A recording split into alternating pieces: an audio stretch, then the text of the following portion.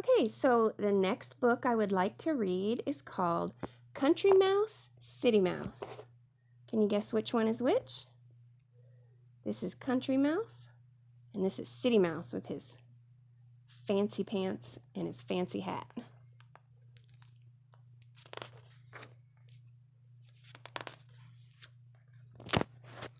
Abner was a little brown mouse. He lived on a small farm in the country. He did not have much money, but he loved his happy country life. Each morning he watered his garden. Then he clipped his hedge, hoed his corn, and tied up his tomato plants. After the work was done, Abner walked down to the stream carrying his fishing pole and a can of worms.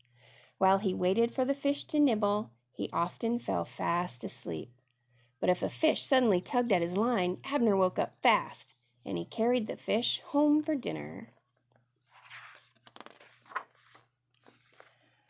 On his way home, Abner always looked in his mailbox. One day he found a letter inside. Abner tore open the envelope and read the letter. Dear Cousin Abner, I am coming to visit you. I will be there on Friday evening. Love, your city cousin, Monty. Friday, cried Abner. That's today. Monty will be here any minute. Abner raced into the house. There was no time to lose. He wanted everything to be ready when his city cousin arrived. First, Abner dusted the furniture. Next, he swept the floors, and after that, he beat all the dirt out of the rugs. Then Abner gathered all the dirty dishes on a tray, and he dumped them into the sink and filled it with soapy water and scrubbed them clean. Abner picked fresh vegetables from his garden and made a delicious summer salad. He cleaned the fish he had caught and put it in the oven to bake. Then Abner made some of his special pie dough. Soon the spicy smell of hot apple pie filled the kitchen. Just as Abner was taking the last pie out of the oven, he heard a loud honking outside. Monty had arrived in a bright red sports car. He was wearing his fancy city suit. Abner ran out onto the porch to meet his cousin. Come into the house, said Abner. You are just in time for dinner.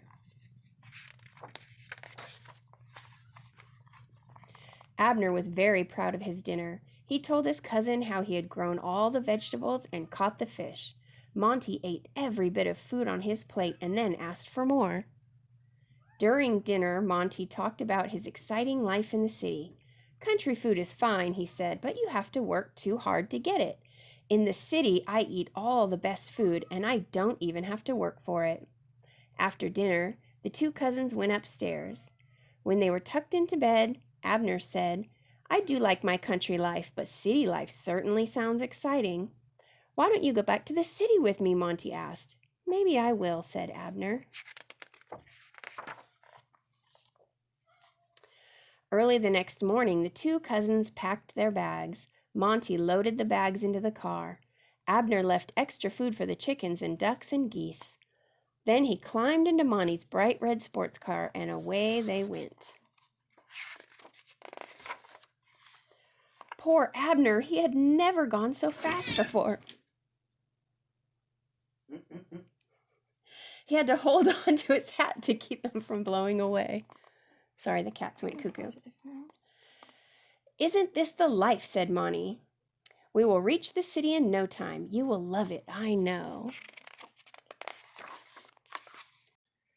The closer they got to the city, the more cars they met, but Monty did not seem to mind. He zigged and zagged, steering around the giant cars and trucks. Abner coughed and choked. He had never seen so much smoke or heard such a lot of tooting. At last, Monty parked his car. Here we are, he shouted. Slowly they climbed the steps to the door of the huge townhouse. Then they slipped through the mail slot into the front hall. The floor was so shiny that Abner could see himself in it.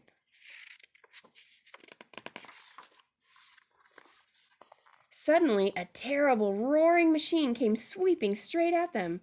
It was eating up everything in its path. "Help!" Abner shouted.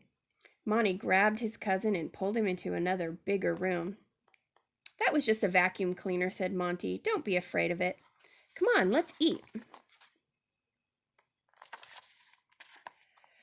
Monty led Abner up to the top of a long table. There the little country mouse saw the most wonderful feast he had ever laid eyes on. "My goodness," he said, "just look at that." "I told you city life was great," said Monty. "Eat as much as you like. It's all for us."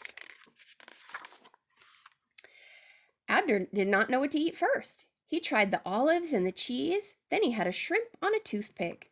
After that, the two cousins ate liverwurst and noodles. "Don't forget to save some room for dessert," said Monty. Just as Abner was about to bite into a piece of delicious-looking chocolate cake, meow! A ferocious monster of a cat appeared.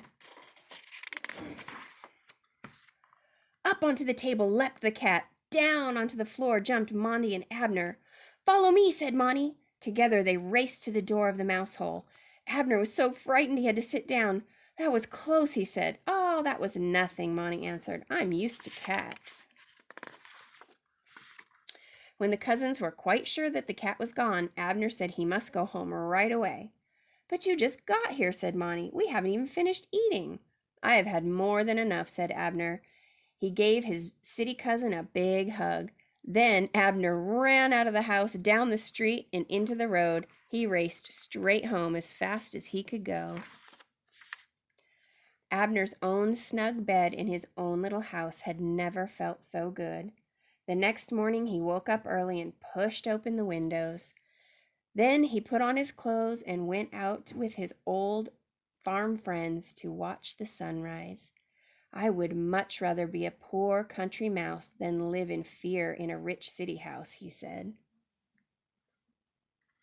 And he lived happily ever after.